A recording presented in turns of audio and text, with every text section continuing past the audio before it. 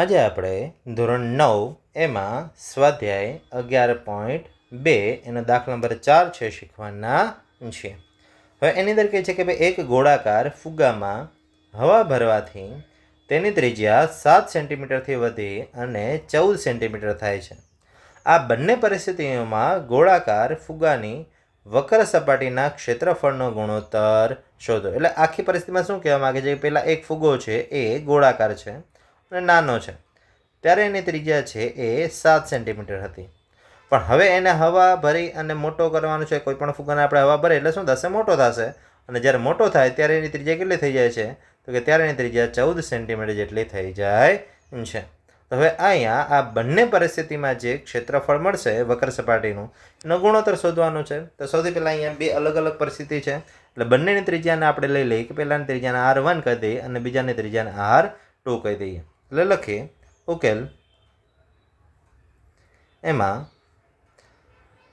હવા ભર્યા પહેલાં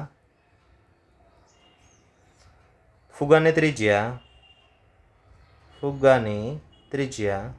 એને આપણે R1 કહી દઈએ. R1 બરાબર 7 સેન્ટીમીટર.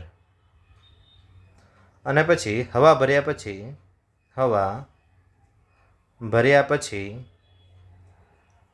ફુગ્ગાની ત્રિજ્યા R2 બરાબર 14 સેન્ટીમીટર. ચલો હવે તો કે હવે બંનેનું વક્ર સપાટીનું ક્ષેત્રફળનો ગુણોત્તર લેવાનો છે. એટલે ગુણોત્તર લખીએ કે ગુણોત્તર એમાં જેનું પહેલાં નામ છે એ ઉપર રાખશું. તો કે હવા ભર્યા પહેલાં ફુગ્ગાની વક્ર સપાટીનું પૃષ્ઠફળ, હવા ભર્યા પહેલાં ફુગ્ગાની વક્ર સપાટીનું પૃષ્ઠફળ, અથવા ક્ષેત્રફળ પણ તમે શબ્દ વાપરી શકો, બંને ચાલે. આપણે ક્ષેત્રફળ કરી દઈએ.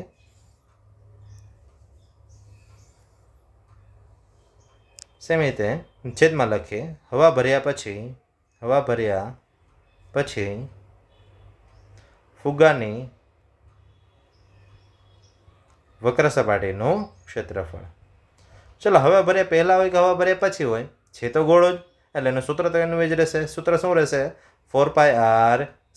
પણ ફરક એટલો કે હવા ભર્યા પહેલાં છે એની ત્રિજ્યા R1 છે, એટલે આપણે R1² લખશું અંશમાં, એટલે 4πr1².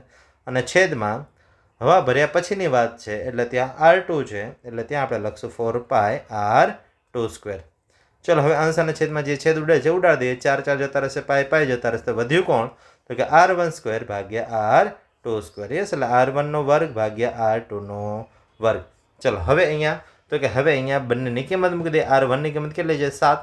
અને છેદમાં R2ની કિંમત છે 14 છે, એટલે R1નો વર્ગ એટલે 7 ગુણ્યા 7. અને છેદમાં R2નો વર્ગ એટલે 14 ગુણ્યા 14. છેદ ઉડાડી દઈએ. 7 × 7 7 × 2 14. સેમ રીતે બાજુમાં 7 × 7 7 × 2 14. એટલે અંશમાં આપણને 1 × 1 મળ્યા અને છેદમાં 2 × 2 4. અને તેથી જે ગુણોત્તર છે કેટલો મળશે? તેથી ગુણોત્તર બરાબર 1/4 મળે છે. એટલે અહીંયા દાખલો છે એ પૂર્ણ થયો. Thank you.